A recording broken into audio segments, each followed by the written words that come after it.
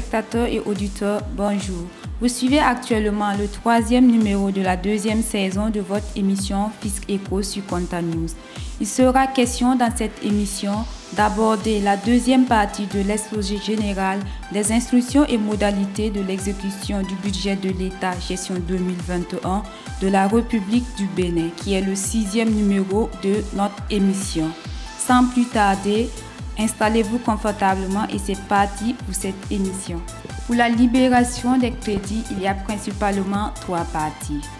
La première partie concerne les dépenses ordinaires hors salaire, les charges de pension, les charges financières de la dette publique, les dépenses de soutien à l'investissement comme nature des dépenses et 25% par trimestre du total des crédits inscrits pour l'année comme modalité de libération. Pour la deuxième partie, il y a les dépenses à caractère saisonnier comme nature des dépenses qui sont libérées conformément aux besoins validés en gestion. Au niveau de la troisième partie, il y a les crédits relatifs aux investissements purs qui sont libérés en fonction de l'exigibilité des modalités de règlement des prestations et conformément au plan d'engagement et de trésorerie validé par la Direction générale du budget et dans le respect de l'équilibre budgétaire et financier énoncé par la loi de finances. Pour la gestion des reports de crédit, le principe est que les crédits ouverts au titre des années antérieures mais non consommés ne feront pas l'objet de report sur la gestion 2021, à l'exception des crédits inscrits sur ressources extérieures et des fonds de concours. Comme dérogation, les crédits non consommés sur financement intérieur en 2020 et dont la mise en consommation en 2021 est jugée capitale par le ministre chargé des Finances pour la poursuite des travaux d'investissement d'intérêt national feront l'objet de report dans le respect de l'équilibre budgétaire voté par le Parlement. Comme procédure, les demandes de report sur ressources extérieures et fonds de concours doivent, avant la prise des décrets de report de crédit par le président de la République, faire l'objet d'une justification par le ministre sectoriel concerné et d'une appréciation par le ministre des Économies et des Finances. Comme troisième point des principales instructions et modalités de l'exécution du budget de l'État gestion 2021, il y a un nouveau mécanisme de mise à disposition des fonds au profit des communes. Les transferts de ressources aux communes sont effectués par le biais de l'application MATCOS. L'émission du bordereau de transfert des ressources BTR qui matérialise le transfert de ressources du niveau central vers les postes comptables s'effectue électroniquement. Le trésorier départemental reçoit un message d'alerte dans la boîte électronique professionnelle du poste et également une mise en ligne dans l'application MATCOS. Comme quatrième point, il y a l'interdiction de l'utilisation des fonds publics pour financer les missions d'élaboration des comptes de gestion et les missions d'installation des logiciels y afférents. Pour compter de la gestion 2021, il est strictement interdit d'utiliser les fonds publics pour financer les missions externes d'élaboration des comptes de gestion ou d'installation de logiciels spécifiques. Les gestionnaires de crédit ainsi que les comptables publics sont appelés à observer rigoureusement la présente prescription. Comme cinquième point, il y a l'imputation pour compter de l'année 2021 des charges locatives des baux administratifs sur le budget des services bénéficiaires.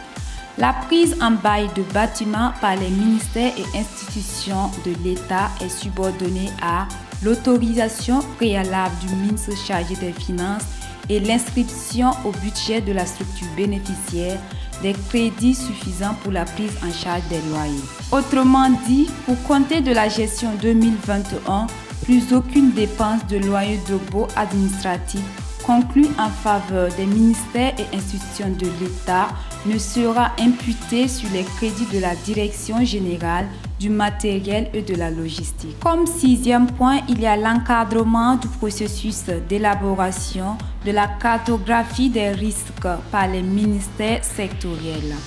À ce niveau, il y a 3 points, dont le premier point qui est l'établissement par chaque ministère au cours de l'année 2021 de la cartographie des risques liés aux missions des ministères en vue du renforcement des dispositifs de contrôle et de l'orientation de la planification des missions des corps de contrôle. En deuxième point, il y a le recours à l'avis préalable du Bureau d'analyse et d'investigation en vue de bénéficier de l'encadrement approprié pour l'établissement de la cartographie des risques. En troisième point, il y a l'étude et la validation préalable des termes de référence des documents techniques de présentation des marchés publics à lancer par les personnes responsables des marchés publics, dans ce cadre par l'équipe du Bureau d'analyse et d'investigation et de l'Inspection générale des finances. Voyons à présent l'obligation de recourir à l'avis préalable de la Direction générale du budget avant le bénéfice d'avantages complémentaires en numéraire, en valeur inactive, en nature, en cas de cumul de fonctions. Le bénéfice éventuel avantage complémentaire en numéraire, valeur inactive en nature, lié au cumul de fonctions doit recevoir préalablement l'avis favorable de la Direction générale du budget. Comme dernier point de ce 6e numéro, nous avons les règles d'encadrement des produits de recettes avec pour contenu la compte sur impôt assis sur les bénéfices. Pour les fournitures de travaux, de biens et de services à l'État, aux collectivités locales et aux entreprises publiques et semi-publiques immatriculées à l'IFU, il y a l'application d'un taux de 1% du prix toute taxe comprise, à l'exception de la TVA. Pour les prestataires relevant des professions libérales immatriculées à l'IFU, il y a l'application d'un taux de 3% du prix toute taxe comprise, à l'exception de la TVA. Pour les fournitures de travaux, de biens et services, les achats commerciaux à l'État et aux collectivités locales, aux entreprises publiques et semi-publiques réalisées par les entreprises et les personnes non immatriculées à l'identifiant fiscal unique, il y a l'application d'un taux de 5% du prix toute taxe comprise, à l'exception de la TVA. Comme deuxième partie des règles d'encadrement des produits de recettes, il y a l'amende pour défaut de retenue ou de reversement de la taxe sur la valeur ajoutée TVA et de l'impôt sur les revenus des personnes physiques IRPP.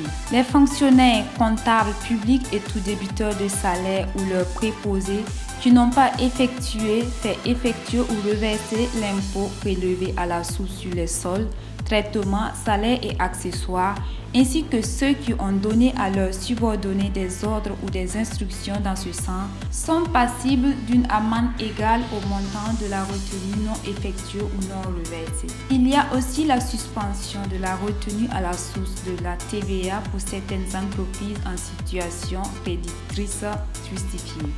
Pour toutes les opérations de fourniture ou de livraison à l'État, aux collectivités territoriales et aux sociétés, établissements et offices de l'État, la taxe n'est exigible qu'au moment du paiement du prix de la marchandise ou du service.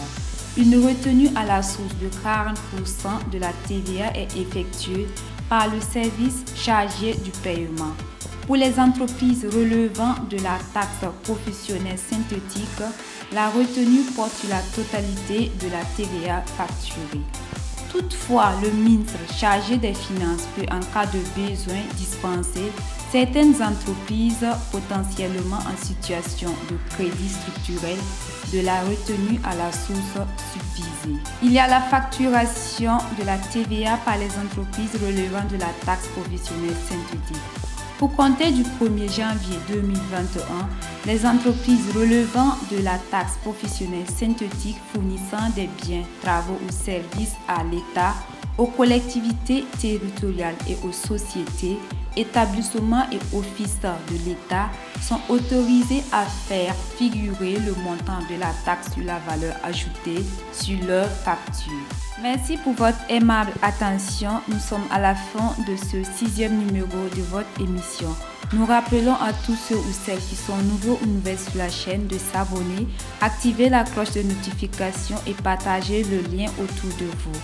Bonne fête à toutes les femmes. On se donne donc rendez-vous le lundi prochain à la même heure.